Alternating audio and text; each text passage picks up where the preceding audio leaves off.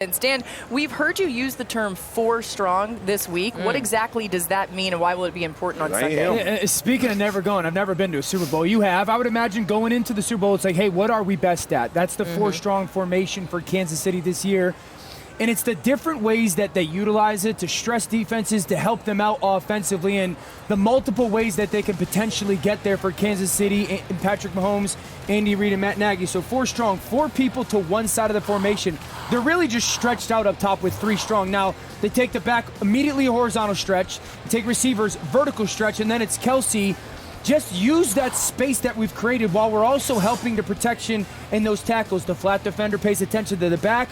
We vertically lift the coverage. And then Patrick and Kelsey, that understanding of where the soft space is ideal. We start off in empty. Then we motion. Okay, now there's that 4 strong again, where I have 4 people to one side of the formation.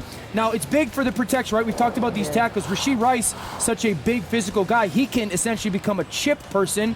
That back that went in motion is essentially that flat guy that was part of the first play. We lift coverage again, and then Rashee Rice goes from wide receiver to chipping off a defensive end to now a check down.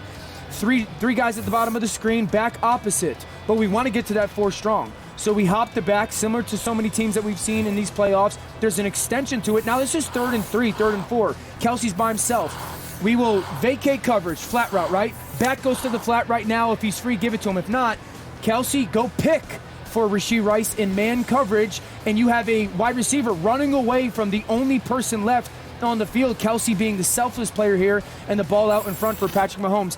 I just think we're going to see that formation a ton in this game.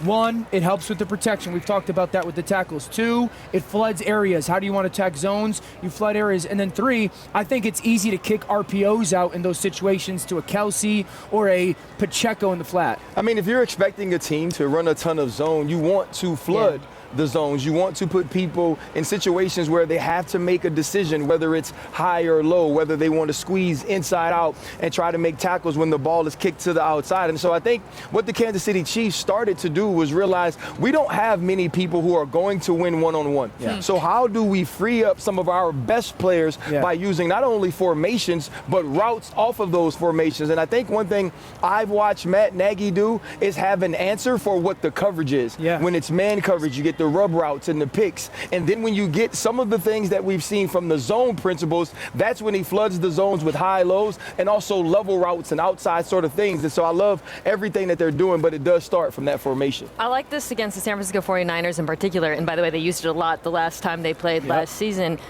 because of what I talked about at the top, which is I would really not throw in the direction of Charvarius Ward if I can help it. If I'm the Kansas City Chiefs, you sacrifice him on the backside. You mentioned the Niners, they play size. Their corners play side. They don't usually travel with the wide receivers. So you could set whether it's Rashee Rice as the isolated receiver. I was just going to say, you could single up whoever. And you know what? Maybe they win that matchup. But the point is, you can put one of these other DBs in conflict if you're playing zone, say a Jair Brown or an Ambi Thomas or a Lenoir. I think for San Francisco, where it gets tricky, and Marcus, maybe you can speak to this, is, well, what do you do to stop it?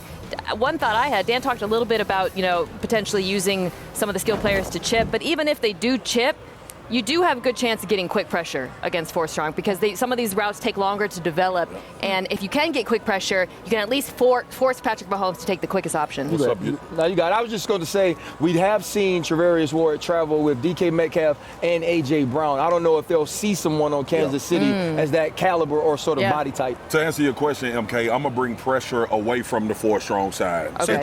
So the single receiver guy. Single receiver guy. And it's because like you said, it is creating help for those tackles. Now I extend, and even if I bring it once or twice in the game, because you obviously don't want to major in it, now I'm speeding up the process of your quarterback, right? Because it's what you and Dan talked about. It's really to overload and overwhelm one side of the football field.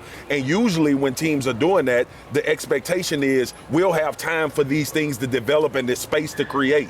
If you run a rub route on 2 crossers and I got a DB coming off the edge, buddy, you ain't got time to do all of that. So that probably would be my answer. And usually when we were playing defense, it's a short side of the field blitz where you don't have protection to help. Hey, speaking of the blitz, how about that jacket he was wearing last night on the red carpet? That thing was beautiful. He looked like that bumblebee. He was blitzing him with it. The Bumblebees have left us for the time being. I probably just jinxed it, and they're That's coming when you back. turn your thigh Hey, to these the big camera right men, now. they know what they're doing. Oh, yeah, close up on the thigh.